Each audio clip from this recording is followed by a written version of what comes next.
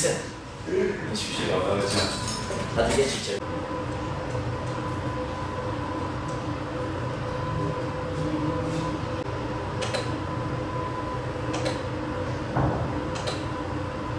Şimdi kalp krizi yüzdeleri birazcık Türkiye'de Avrupa Birliği kıyaslandığı zaman da yükselmektedir. Yükselme nedeni aslında yaşam şartları ve yaşam koşulları en baştaki olan. Hastalarımızda ilaç uyumsuzluğu en baştaki nedenlerden bir tanesidir. Sigara içimidir. İkincisi beslenme şeklidir ve ona bağlıdır kolesterol yükselişidir. Üçüncü tarafta şeker hastalığı, diyabetes mellitus dediğimiz hastadandır. Tansiyon hastaları içinde hastalarımızda ilaç bağımlı olmamak için de ilaç kullanmamaya çalışıyorlar. Örnek şeker hastaları da beslenmesine uymayıp da ilaçlarına uymayıp da riskleri bir tık daha fazla artırıyor ve bizim ülkelerimizde bir de bizim bölgeye bağlıdır.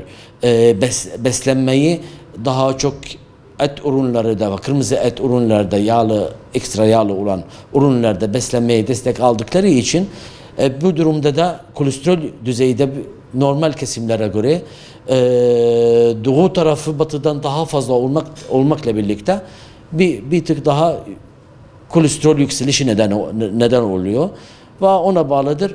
O yüzdeyi bir tık daha artırmış oluyoruz. Daha önce biz ortalama o kadar genç hastayı kalp kriziyle kabul etmiyoruz. Yani ortalamayı düştüğünde görebiliyoruz biz burada.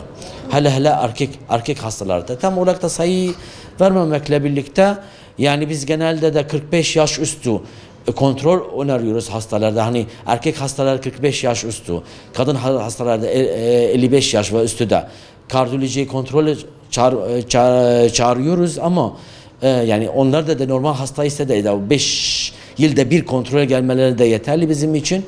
Ama şimdi bu yaşlarda daha altında çağırmak zorunda kalabileceğimizi diye düşünüyorum. Şimdi kalp krizi yani daha önce belirtildi ve her yerde anlatıldığı gibi belirli bir baskıcı şekilde göğüs ağrısı, onunla birlikte bulantı, kusma, sol ya da sağ el uyuşmasıyla çeneye kadar ulaşan bir uyuşmayla terlemekle birlikte eşlik eden bazen bulantıyla eşlik eden bir rahatsız şeklidir diyelim.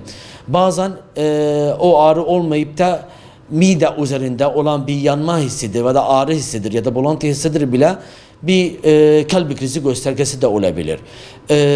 Daha önce sinyal vermiş de olur ya da olmayabilir. Yani onun da hayatın vücuda öyle bir ağrı hissetmeyen bir hasta da kalp kriziyle o şikayetle gelebilir. Ya da öyle bir hasta gelir ki valla ben arada sırada onları hissediyorum ama gittikçe sıklığını arttı. Bu sefer de başladı da hiç geçmedi. Daha önce geçiyordu. Olan diyen hastalarda da o şikayetler de gelebilir. Tabii bize öyle bir hasta geldiğimiz zaman da ilk soracağımız birkaç soru vardı. Tabii erkek kadın oluşu da o nasıl olsa görüyoruz. Bir de yaşı önemlidir. Biz daha nasıl olsa da 45 yaş öncesi hastalarda da onlarda bir tık daha kalp krizi ve akut koroner hastalığı tanısıyla da koymayı düşünmüyoruz ama bu 45 yaş ve üstü olan hastalarda bir tık daha ciddi bakıyoruz. Sigara içişine bizim için çok önemlidir. Şeker hastası olup olmadığını, tansiyon hastası olup olmadığını, onlar da hepsini bize de yaklaştırıyor. Koroner arter hastalığı ve akut koroner sendromu da yaklaştırıyor. Issız bir yerde ya da evimizde de eğer bir ilaç yoksa da ya da ona göre de bir şey yoksa da o zaman hiç hareket etmeden hiç 112 ile en yakın acile başvurması lazım. Tabii evde de kan sulandırıcı ilaç varsa da ya da daha önce o şikayetleri yaşayıp da dil altı ilaçlar varsa da o zaman ona göre de doktor daha önce doktor önerdiği gibi ilaçları kullanabiliyor.